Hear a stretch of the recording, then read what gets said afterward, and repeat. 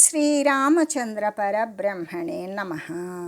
ओम नमो वसिष्ठ विश्वामित्र व्यास वाल्मीकि सुकादिभ्यः। ओम शुक्लां भरधरं विष्णुं शशिवर्णं चतुर्भुजं प्रसन्नवदनं ध्यायेत् सर्वविघ्नोपशान्तये। ओम नमो ब्रह्मादिभ्यो ब्रह्मविद्या संप्रदाय कर्तृभ्यो वंश ऋषिभ्यो महद्भ्यो नमो गुरुभ्यः। ओम श्रीरामो रामभद्रश्च रामचंद्रश्च शाश्वतः राजीवलोचन श्रीमान् राजेन्द्रो रघुपुंगवः। శ్రీ యోగవాసిష్టము నిర్వాణ ప్రకరణము ఉత్తరార్ధము. అయితే ప్రజ్ఞావంతుడైనటువంటి వాడు శాస్త్రముల యొక్క అభ్యాసము చేతను సాధుజనముల యొక్క సాంగత్యాలను కూడా స్వప్నమందు కూడా ఆ రెంటినే అనుభవించునంతటి తీవ్రంగా నిరంతరం కూడా అనుసరిస్తూ ఉంటాడు. మనుజుడు శాస్త్రం యొక్క అర్థాలను లెస్సగా భావన చేస్తాడు. అలా చేసి క్రమంగా కూడా సజ్జనత్వాన్నే పొందుతాడు. సజ్జనత్వము అంటే రాగము, ద్వేషము, లోభము మొదలైనటువంటి దోషాలన్నీ నశింపజేసుకుని మైత్రి మొదలైనటువంటి మంచి గుణాలను సంపాదించుకుని భోగాలను క్రిందకు త్రోసివేస్తాడు. పంజరము నుండి గనక అంటే పక్షి వెళ్ళినట్లుగానే ఏ యొక్క బోను నుండి మరి బయటకు వచ్చినటువంటి సింహంలాగానే బోను పగలగొట్టుకొని బయటకు వచ్చినటువంటి సింహంలాగానే కనబడతాడు. అంటే బంధ విముక్తుడై ప్రకాశిస్తాడు. ఎవడైతే భోగాలను అనుసరించేటువంటి దౌర్భాగ్యాన్ని రోజు రోజుకి కూడా వదిలించేసుకుంటూ వస్తూ ఉన్నాడో అటువంటి వాని చేత అతని కులము ప్రకాశిస్తుంది, అతని వంశము ప్రకాశిస్తుంది, అతడు ఉన్నటువంటి నివసిస్తున్న సమాజము కూడా ప్రకాశిస్తుంది. ఏ విధంగా ప్రకాశిస్తుంది అంటే చంద్రుని చేత నక్షత్ర మండలం ఏ విధంగా ప్రకాశిస్తుందో ఆ విధంగా ప్రకాశిస్తుంది. ఇంకా కూడా స్వర్గమునందు దేవతల మధ్య కల్పవృక్షములాగానే అటువంటి వివేకవంతుడు ముల్లోకాలను కూడా గడ్డి పరకలాగా చూసేటువంటి మహాత్ముల మధ్య ప్రశంసనీయత్వాన్ని పొందుతూ ఉంటాడు అనే చెబుతూ, ఎలాగంటే ఎప్పుడైతే భోగాల చేత గురించినటువంటి దీనత్వము లేనటువంటి వివేకి యొక్క ముఖము మీద ఎలా ఉంటుంది ప్రకాశము అంటే రాహువు చేత మృంగబడి విడవబడినటువంటి పూర్ణ చంద్రుని యందు లాగానే ఒకానొక రకమైనటువంటి నూతన కాంతి తేజరిల్లుతూ ఉంటుంది. అంటే స్వర్గమందు దేవతల మధ్యమున కల్పవృక్షాన్ని గురించి ప్రశంసించుకున్నట్లుగానే ఈ ముల్లోకాలు అంటే స్వర్గమత్య పాతాల లోకాల యొక్క వీటన్నింటినీ కూడా గడ్డిలాగా తలచేటువంటి మహాత్ముల మధ్య కూడా వివేకి అయినటువంటి వాడు కీర్తించబడుతూనే ఉంటాడు అనే చెబుతూ, అంతేకాదు వివేకి ప్రాప్తించినటువంటి భోగాలను త్యాగము చేసేసి సంతుష్టుడై ఉన్నప్పటికీ కూడా ద్వేషములనన్నింటినీ కూడా వదిలివేసినటువంటి తనకు భోగాల పట్ల ద్వేషము చేత ఏమి ప్రయోజనం ఉన్నది అని తలంచి లోపల కూడా లజ్జితుడవుతాడు. జ్ఞాని ఏం చేస్తాడు? ప్రాప్తించినటువంటి భోగముల యొక్క పరిత్యాగము చేత ఎంతో సంతోషాన్ని పొందుతాడు. అలా పొందినప్పటికీ కూడా సమస్త ద్వేషాన్ని కూడా వదిలివేసిన నేను మరలా కూడా భోగాలను ద్వేషించడం చేత ఏమి ప్రయోజనం ఉన్నది అని తలంచి మనసులోనే సిగ్గుపడతాడు. కానీ భోగాల యొక్క అప్రాప్తత్వముతోటి భోగాలు అనేటువంటివి మళ్ళీ వానికి సిద్ధించాల.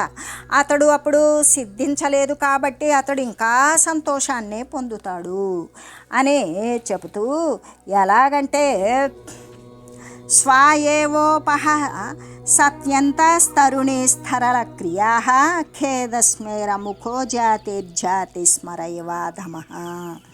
చండాలుడు మొదలైనటువంటి కులముల యందు పుట్టినటువంటి వాడు దైవయోగము చేత తన యొక్క జాతిని స్మరించి లోపల నవ్వుకున్నట్లుగానే వివేకి అయినటువంటి తన పూర్వకాలికములైనటువంటి రాగము, ద్వేషము మొదలైనటువంటి ప్రౌఢ, బాల్య, చపల క్రియలన్నీ కూడా స్మరించి సిగ్గుపడి తల వంచుకొని లోపల నవ్వుకుంటూ ఉంటాడు.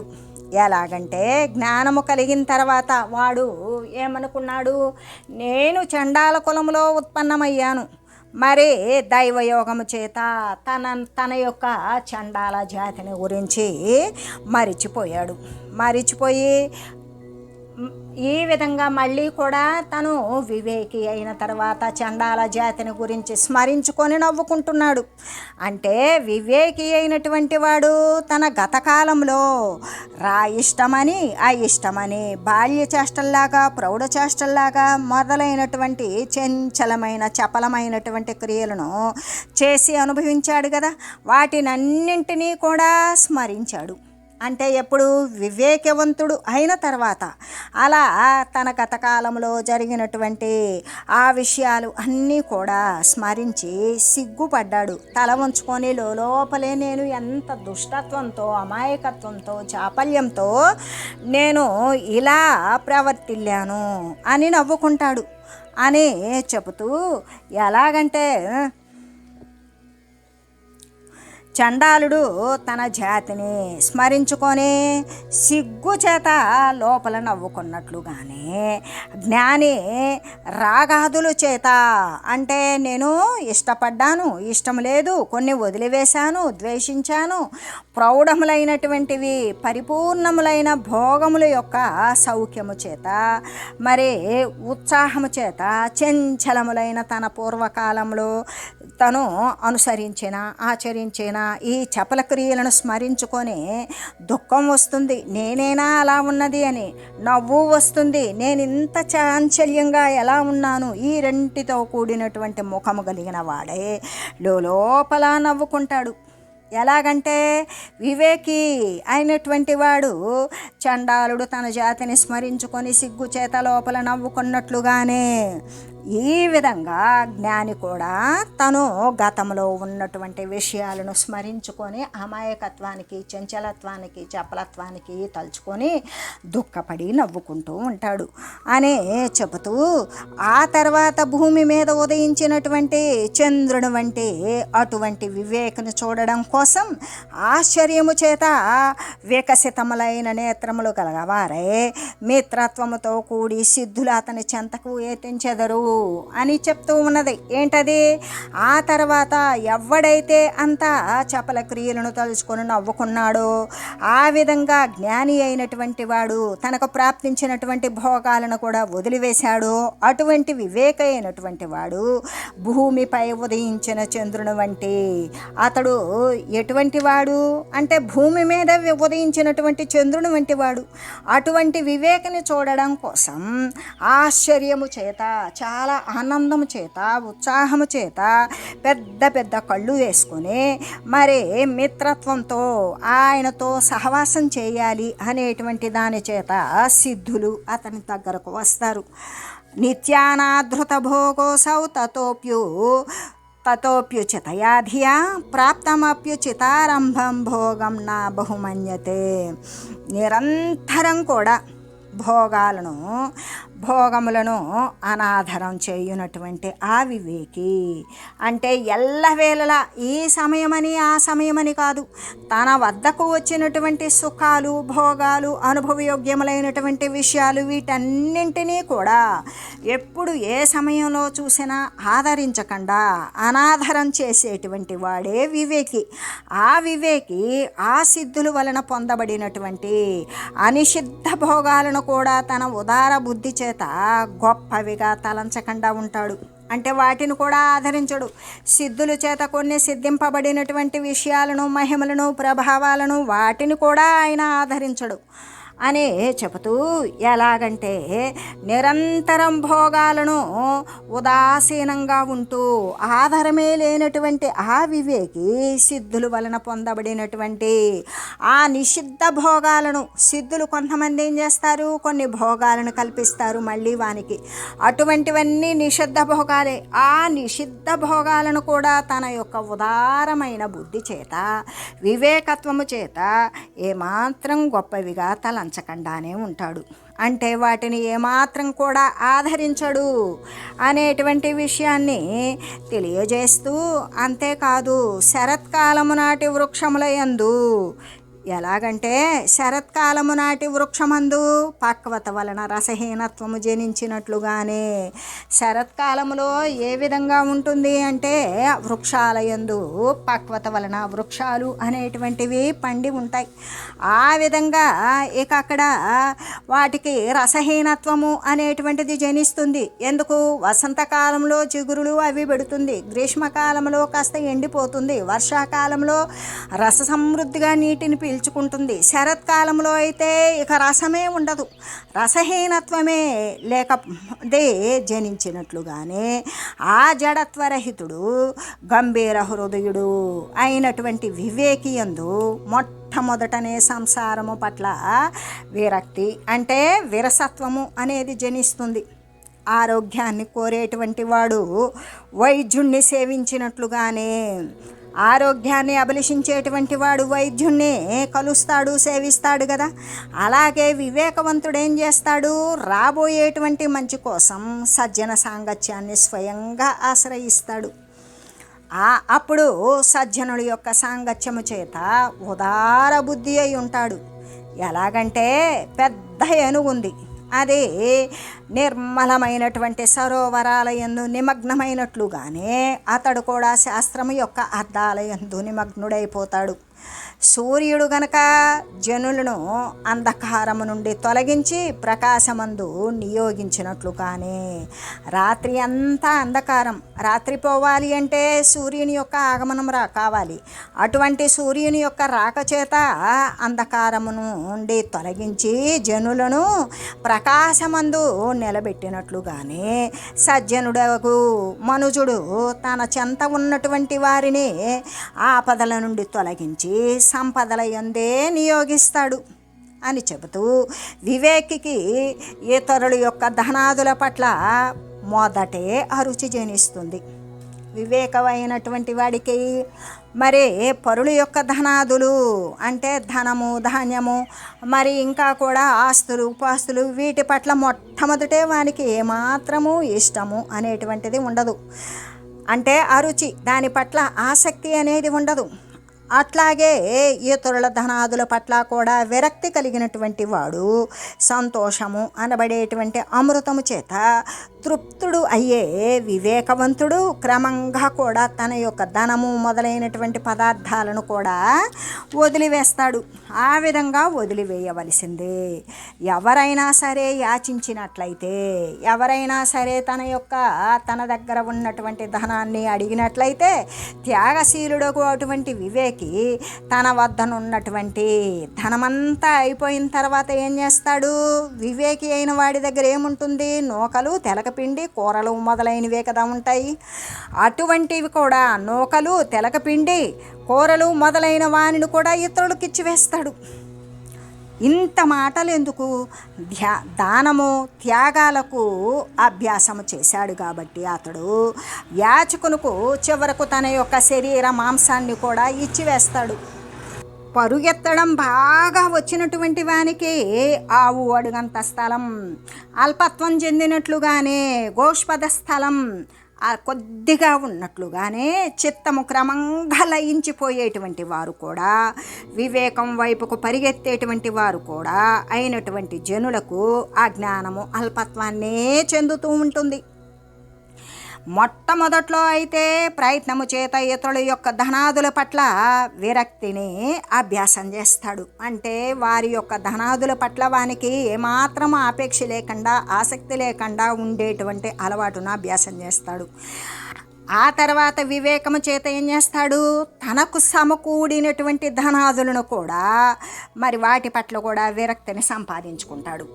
ఇలా సంపాదించుకున్న తర్వాత వివేకి అయినటువంటి వాడు ఆత్మయందలి ఏ విధంగా ఆ పరమాత్మే తన ఆత్మ, ఆ ఆత్మయందలి పరమ విశ్రాంతి కోసం, శాశ్వతమైన విశ్రాంతి కోసం నిరతశయానంద పదమునందు స్థిరపడేలాగా తన యొక్క ధనము, ధాన్యము, మరి తాను సంపాదించుకున్న భూములు వీటన్నిటి పట్ల భార్య పిల్లలు వీటన్నిటి పట్ల కూడా విరక్తి భావన కలిగి భోగత్యాగము అంటే అనుభవయోగ్యములైనటువంటి ఏ భోగాలు సుఖాలు లాలసతలు ఉంటాయో వాటి పట్ల కూడా త్యాగము అనేటువంటి దానిని సంపాదిస్తాడు. వాటిని అన్నింటినీ సునాయాసంగా వదిలేయడం అనేటువంటిది అభ్యాసం చేస్తాడు. నతాదృశం జగత్యస్మిన్ దుఃఖం నరకకోటిషు యాదృశం యావదాయుష్కామద్ధోపార్జన శాసనం.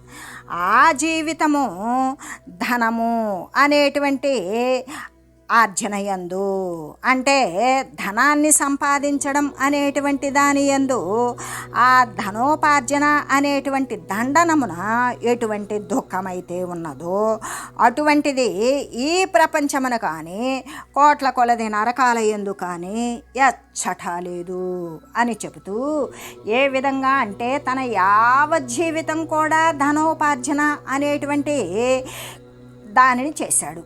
అది ఎంత శిక్షణ అనుభవించాడు అంటే ఎటువంటి దుఃఖము కలిగినదో ఆ ధనాన్ని ఆర్జించడానికి వాడు పడినటువంటి దుఃఖం ఏదైతే ఉన్నదో అటువంటి దుఃఖము ఈ ప్రపంచమున కానీ కోట్ల కొలది నరకాల యందు కానీ లేనే లేదు అని చెబుతూ కూర్చున్నా పడుకున్నా వాహనంపై పోతూ ఉన్నా కూడా నడుస్తూ ఉన్నా మరి స్త్రీలతో క్రీడిస్తూ ఉన్నా జనుల మధ్యమనందు ఉన్న మూఢులైనటువంటి వారు మానసిక చింత ఎందే మునిగి ఉంటారు.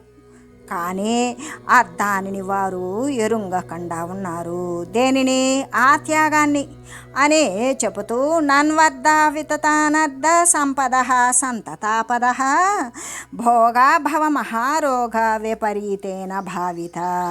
వివేకము చేత విచారించి చూచినట్లయితే ధనము మహా అనర్థమును అంటే చాలా కష్టాన్నే తెచ్చిపెడుతుంది. విచారించి చూస్తే ఏ విచారణ? వివేకవంతమైన విచారణతో చూసినప్పుడు మాత్రమే ధనము మహా అనర్థాన్నే కలగజేస్తుంది. సంపదలు నిరంతరము కూడా ఆపదలున్నే కలగజేస్తాయి. భోగాలు సంసార మహారోగాలునే అయ్యున్నవి అని చెబుతూ ఎలాగంటే వివేకము చేత ఏ సత్య వస్తువుని పొందినటువంటి ఆ సత్యార్థమైనటువంటి వివేకము చేత విచారించి చూసినట్లయితే జ్ఞాన విచారణతో చూసినట్లయితే ధనధాన్యాలు మరి భూములు విత్తాదులు ఈ పదార్థాలన్నీ కూడా గొప్ప గొప్ప క్లేశాలు అనర్థాలు ప్రమాదాలే జరుగుతూ ఉన్నవి. సంపదలు చూద్దామా నిరంతరం కూడా ఆపదలతో కూడుకునే ఉన్నవి. భోగాలు సంసార మహారోగాలే అయ్యున్నవి అని చెబుతూ ఎలాగంటే భౌతికంగా విచారించినప్పటికీ కూడా వివేకముతో విచారించి చూసినట్లయితే అని చెప్పారు. కానీ ఒకంత దాని గురించి ఆలోచన చేసిన ధనాది పదార్థాలు ఏం చేస్తాయి? మహా అనర్థాలే కలగజేస్తాయి. దాని ద్వారా దాయాదులు కానీ బంధువర్గాలు కానీ ఇప్పుడు బంధువులు ఎవరైనా సరే భార్యాభర్తల మధ్య అయితే మరీ ఎక్కువైపోయింది. ధనము ధనము ధనము. భార్యకు భర్త అవసరం లేదు, భర్తకు భార్య అవసరం లేదు. ఇటువంటి దానితోనే నిండిపోయి మహా అనర్థాలు క్లేశాలే కలగజేస్తూ ఉన్నవి. ఎవని దగ్గర ఎక్కువగా డబ్బున్నదో వానికి ప్రమాదం పొంచి ఉన్నట్లే. అదే సంపదలు నిరంతరం ఆపదలనే కలగజేస్తాయి. వాడు ఎటు నుండి నమ్మికతోటి వచ్చి వెనకాల ఇంకెంతమందినో వేసుకొచ్చి వాడిని హతమార్చి వాడి దగ్గర ఉన్నటువంటి ధనాన్ని అపహరిస్తాడు. అటువంటిది అందుకని సంపదలు అనేటువంటివి స్థిర రూపంలో చర రూపంలో ఉన్నవి అంటే బ్యాంక్ అకౌంట్లోనే ఉంటూ ఉన్నవి. కాబట్టి సంపదలు నిరంతరం కూడా ఎల్లవేళలా ఏ సమయంలో ఎటు నుండి వచ్చినప్పటికీ కూడా ఆపదలే కలగజేస్తాయి. భోగాలు మహారోగాలే. ఏ విధంగా? ఎటువంటి రోగాలు? మహాసంసార రోగాలు. ఏ భోగాలను అనుసరిస్తూ ఉన్నామో అనేక జన్మలు శరీరాలు ఉపాధులు దేహాలు కొని తెచ్చుకునేటువంటి సంసార మహారోగాలే అయ్యున్నవి కదా అని చెబుతూ వివేకము చేత అంటే విచారించి చూసినప్పుడు మాత్రమే ఇవన్నీ కూడా ధనము మహా అనర్థాన్ని, సంపదలు నిరంతరమైన ఆపదలని, భోగాలు సంసార మహారోగాలు అయ్యున్నవి. దేని చేత? వివేకముతో విచారించి చూస్తే. తావహ్నాయాతి వైరస్యం చింతా విషయ జృంభణై యావదర్థ మహానర్థో నా కదార్థ మధ్యతే. తన యొక్క దీనత్వం కొరకు ఎంతవరకు జీవుడు ధనము అనేటువంటి అనర్థాన్ని కోరకుండా ఉంటాడు, అంతవరకు కూడా అతడు విషయ సంతాపముల చేత తప్పించకుండా ఉంటాడు. ఎలాగంటే తన యొక్క దీనత్వము కొరకు ఎంతవరకైతే మనుజుడు మహా అనర్థ రూపాలైనటువంటి కష్టాలనే కలిగించేటువంటి ధనము మొదలైనటువంటి పదార్థాలను కోరకుండా ఉంటాడు, అంతవరకు కూడా అతడు చింత ఆ విషయ విజృంభణముల చేత, అంటే ఏ చింతన చేస్తాడు వాడు అంటే విషయ చింతలు అనేటువంటివి చేయుడు. ఆ చింతా విషయ విజృంభణల చేత వాడు ఎటువంటి సంతాపాన్ని కష్టాన్ని పొందడు, శుష్కత్వాన్ని బలహీనత్వాన్ని కూడా పొందకుండానే ఉంటాడు. అనుత్తమ సుఖం యస్మై చిరాయ పరిరోచతే జగతృణ శిఖాదృశ్య సోర్ధం పశ్యతు శామ్యతు. అంటే ఎవనికైతే శాశ్వతముగా నరోత్తమమైనటువంటి, అంటే ఎవనికైతే శాశ్వతమైనటువంటి సర్వోత్తమమైనటువంటి మోక్ష సుఖము రుచిస్తూ ఉన్నదో అటువంటి వాడు ధనమును జగత్తు అనేటువంటి ఎండిపోయిన గడ్డి యొక్క శిఖలాగానే తుచ్చంగా చూస్తాడు ధనాన్ని. ఇంకా కూడా ఆత్మయందే శాంతిని పొందుతాడు.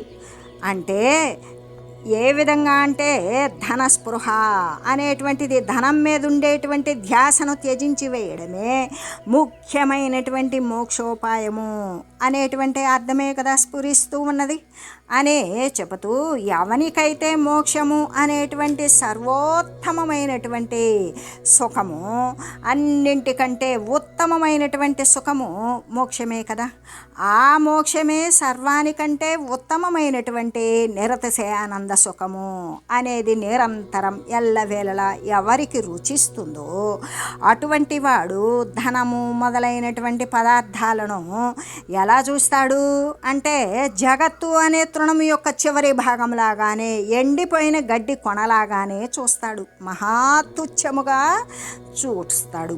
అలా చూసినటువంటి వాడే పరమశాంతినే పొందుగాక.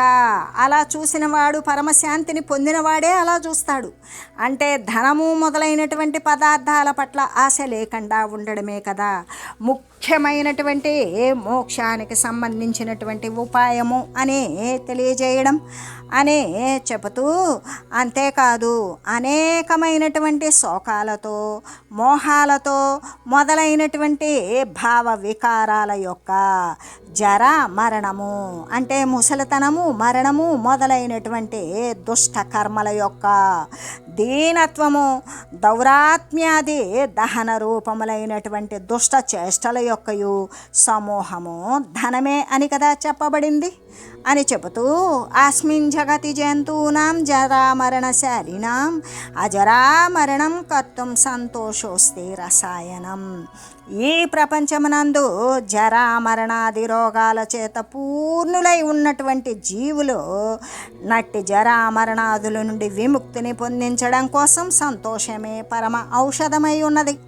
అంటే ఈ ప్రపంచంలో ఉన్నటువంటి జరా మరణము, ముసలితనము మరణము మొదలైనటువంటివన్నీ రోగాల చేత నిండిపోయి ఉన్నటువంటి జీవులను అటువంటి ముసలితనము రోగాలు మొదలైనటువంటి మరణాదులు వీటి నుండి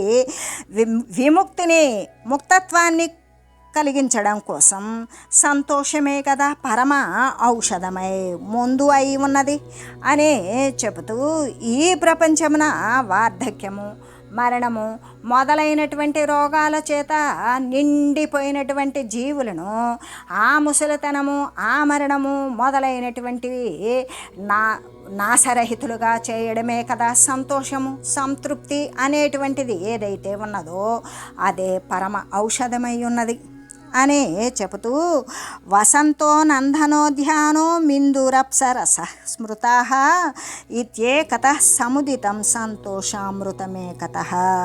వసంత ఋతువు, నందనవనము, చంద్రుడు, అప్సరస ఈ సమూహాలు ఇవన్నీ చేరి యొక్క సంతోషము అనేటువంటి అమృతానికి సమమై ఉన్నవి.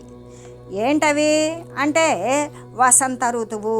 వసంత ఋతువు అంటే చెట్లు అన్నీ రసయుక్తమై పువ్వులు, కాయలు, చిగుళ్ళు చక్కగా కళకళలాడుతూ ప్రకృతి ఎంత పచ్చదనంగా ఉంటుంది. అదే నందనవనానికి సరిపోతుంది.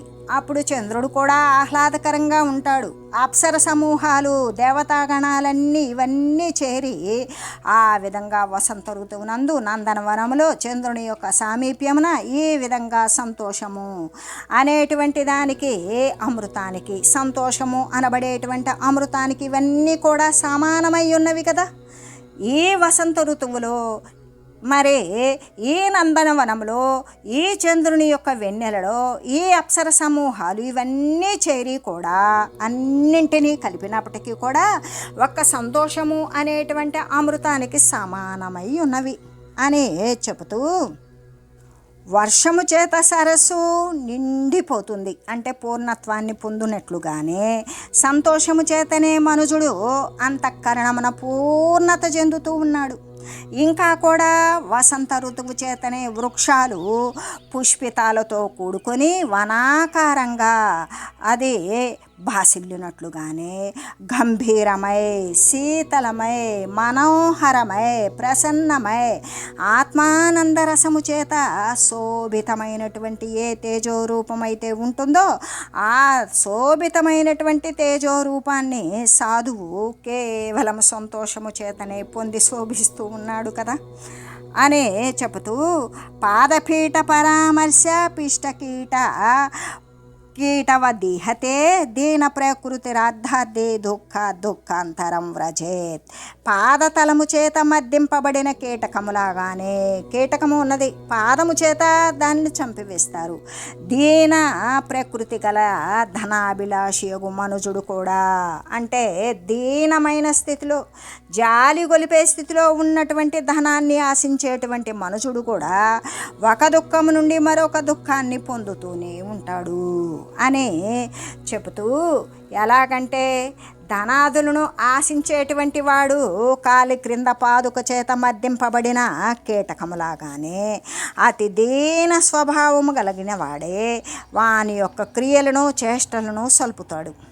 అటువంటి వాడు ఒక దుఃఖము నుండి మరి ఒక దుఃఖాన్ని పొందుతూనే ఉంటాడు అని చెబుతూ, కల్లోల నికరాహ క్షుబ్ధ సముద్రపతితా ఇవ నాప్నువంతి స్థితిం స్వస్థాం వికృతాకృతయోధిన. అంటే తరంగాల చేత వ్యాకులమై ఉన్నటువంటి, సంక్షుబ్ధమై ఉన్నటువంటి సముద్రమున పడినటువంటి జీవుల లాగానే ఈ వికృతాకారముతో కూడినటువంటి ధనవాంఛాపరులై ఎన్నటికీ కూడా శాంతమైనటువంటి స్థితిని పొందలేరు అని చెబుతూ, ఎలాగంటే ధనాదులను కోరేటువంటి వారు, ధనాన్ని ఆశించేటువంటి వారు సంక్షుబ్ధమైనటువంటి సముద్రమున, అంటే సముద్రం ఎప్పుడూ కూడా ప్రసన్నంగా లేదు, అందులో సంక్షుబ్ధము అంటే ఏ యొక్క అలలు విరిగిపడినటువంటి అలలు పెక్కు కల్లోల చేత వ్యాకులమై ఉన్నటువంటి సంక్షుబ్ధమైనటువంటి సముద్రమున పడినటువంటి వారిలాగానే వ్యాకులురై బాధపడుతూ ఉంటారు. అంతేకాదు వికారమైనటువంటి మార్పులతో కూడిన స్వరూపాలు కలిగిన వారే ప్రశాంత స్థితిని పొందకనే ఉంటారు అని చెబుతూ, సంపద ప్రమదాశైవ తరంగోత్తుంగభంగురా కాస్త స్వహిఫణ ఛత్ర ఛాయాసూరమతే బుధ. వనితలు, సంపదలు ఉన్నతమైనటువంటి తరంగంలాగానే క్షణభంగురములై ఉన్నవి. సర్పం యొక్క పడగ అనేటువంటి గొడుగు క్రింద బుద్ధిమంతుడైనటువంటి వాడు ఎవడైనా సరే క్రీడిస్తాడా? లేదు కదా అని చెబుతూ, ఇక్కడ ఏమని చెప్తూ ఉన్నారు అన్నప్పుడు, సంపదలు, స్త్రీలు అంటే సంపదలైనా ఆ విధంగా ఉర్రూతలూగిస్తాయి, స్త్రీలైనా సరే అలా ఉర్రూతలూగిస్తాయి. ఎంత కొంత సమయం. అవి ఎలా ఉంటాయంటే ఉత్తుంగ తరంగాలలాగానే, అది తరంగం పెద్దగా లేచి క్షణభంగురమై కింద పడినట్లుగానే అంత శీఘ్రముగా వాళ్ళు పతనాన్ని పొందుతారు. పాము పడగ అనేటువంటి గొడుగు యొక్క నీడను పోలినటువంటి అటువంటి పదార్థాలను ఏ బుద్ధిమంతుడైనా సరే దాని కింద క్రీడించాలి అనుకుంటాడా?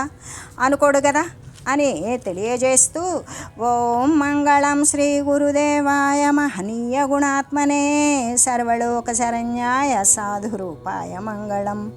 ఓం మంగళం కోసలేంద్రాయ రామాయ రామభద్రాయ చక్రవర్తి తనూజాయ సార్వభౌమాయ జానకీ వల్లభాయ శ్రీరామచంద్రాయ మంగళం. ఓం తత్సత్.